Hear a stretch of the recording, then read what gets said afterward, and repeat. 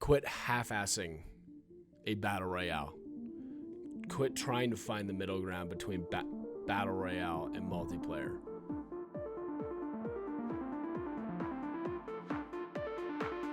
So during this video, I'm going to provide a lot of my opinions about what Warzone needs to change and some of the issues that I have with it. Please let me know in the comments what you think about my opinion.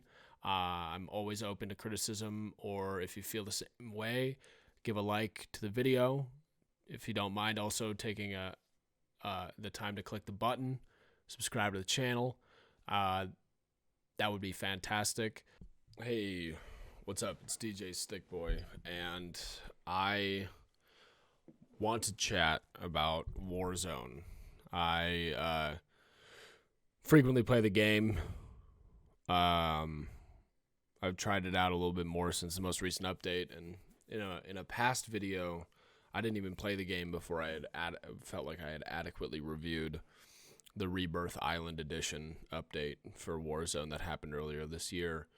But I took some time to evaluate and sort of to understand what this most recent Warzone update was all about, and after some careful consideration, it sucks. The changes they promise are hardly changes. I've seen indie companies produce better map updates, game updates, balance changes, etc. I mean, Activision is $100 billion company.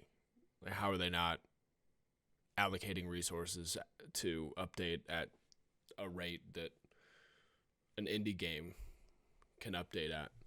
They've allocated their entire dev team workforce from other games to work on Warzone. How does it still feel as bad as it does? Like, despite all these changes to the POIs and adding some new guns, a lot of the same issues from Warzone still exist. They haven't really fixed rocks. They haven't fixed TTK.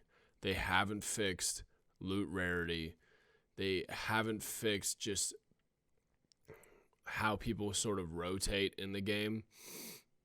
You know, like how the standard rotation is still the same. Like land, superstore, rotate, hangars. Like everyone is following like in the footsteps of Nick Marks and Tim the Tatman every fucking game, or they're landing out in the middle of nowhere and dying. Additionally, I respect that for their gulag, they wanted to try something new that was a little bit more dynamic, if you will. You have to think a little bit more in the gulag. I think it's horrible. I think that the shape is horrible. I think that the angles are awkward for the gulag.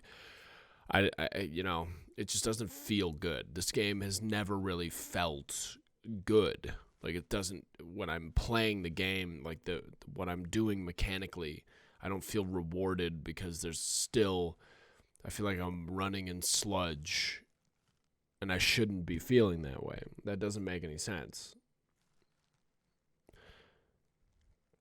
Like, I understand that I'm not the best Warzone player too. I'm not that good. I have spent a lot of time trying to get better, and now I don't really care if I get better or not, because the game is just so, if you put any emotional investment in the game whatsoever, you're going to hate yourself. And that's not how video games are supposed to be. You know, you're supposed to like give a little of yourself in order to get rewarded even further, you know? But I don't understand what the dev teams, the entire Activision dev team squad is looking at Warzone now. And like every single one, people that have produced like tiny well, very popular games, but like, you know, like quirky non-shooter story games, they now have them, oh, by the way, you need to work on this project we call Warzone, because It's our moneymaker. It's our moneymaker. What the dev team, though, really hasn't realized about their game is that the map Verdansk has been a problem the entire time that this game has been out. So the lack of battle royale mechanics on this map, they contribute to each other, right? The map, I feel like, would be a lot better if players weren't running around gathering up as much cash as possible and then getting a loadout and then just sitting on top of airport for 30 minutes, sitting on top of ATC for 30 minutes, sitting on top of that array for 30 minutes, sitting on top of stadium, sitting on top of the multitude of buildings in downtown for 30 minutes, sitting on top of prison, sitting on top of the church in farmland, sitting on ridiculous high ground up in the northeast portion of the map where you've got ridiculous height and a lot of billy goat trails to get up to those wooded areas. But like the problem is that these people have too many good guns. They have too many good guns. Everybody has good guns, and that's a problem. You wouldn't think it would be, but it is. And Verdansk would actually feel better if they had a loot rarity design where you have like a breakdown like they did in Blackout, like you know, you got to get your care package weapons, you got to get certain attachments to make the guns feel good. You know, you got to get a certain silencer, suppressor, something like that. You got to get these items. You got to take the time to loot all that stuff. But no, they don't have that, and they refuse. And what they've created is something that's like not a battle royale. They've created something that is something completely different, something that has not been thoroughly defined just yet. But so with the reason why they have a lack of battle royale mechanics, and the reason why I think that the game would work better if they introduced more battle royale mechanics would be just because if everyone's team is full and everyone, it's a given who's going to win. It's a given who's going to win the game. And a lot of the times it's the most passive team that doesn't do much for the whole game and just runs around hiding, not getting aggressive, you know, not doing that sort of things. But the argument is like, okay, of course, like the most critical part of a battle royale is that it's the last person or last team wins, but no one wants to sit around and wait, right, to get into another game after they've died in a battle royale. I remember those days where your buddy just has to go clutch up and try to get the dub, right?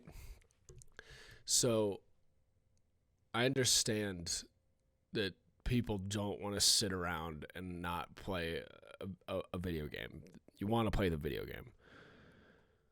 But the flip side of that equation is that if you know that you don't want to die in the battle royale and you want to continue playing, you have to improve as a player in order to stay alive. It's that simple. There's no like desire for improvement in my heart, at least with Warzone, because I feel as if when I really focused on the game, no matter what I did, it didn't matter because some 3-year-old with a controller sitting on top of the stadium or any other building in downtown could just laser me without any effort. But other than the fact that he's got a loadout. So,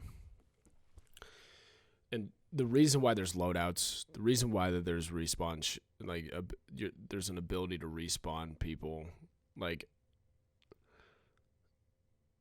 it's primarily because Activision wants to eliminate the amount of RNG in a video game as possible. Now, this to battle royale players is what initially drove the popularity of Warzone was, oh, I get to pick the guns that I want to play with, but in a battle royale,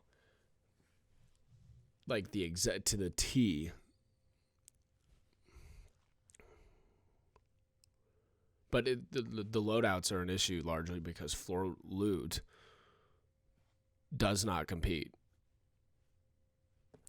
Floor loot is incapable of making any sort of difference against somebody with a loadout. Like, you might as well just, if you see somebody that just got their loadout and peeks their head up above that box and takes an angle on you, you might as well just stand still. It doesn't matter. If you don't have a loadout, you can't play the game. And really, if you don't have two loadouts, you can't play the game. You cannot play the game. I feel like the game would feel so much better if guns on the ground were actually like viable against loadout weapons. Additionally, like you have to play multiplayer for so much in order to obtain these buildable guns in Warzone. Like, you have to play multiplayer. Like, I just took the time to level up the LC-10, and it took me 4 days because I didn't have any double XP tokens. How about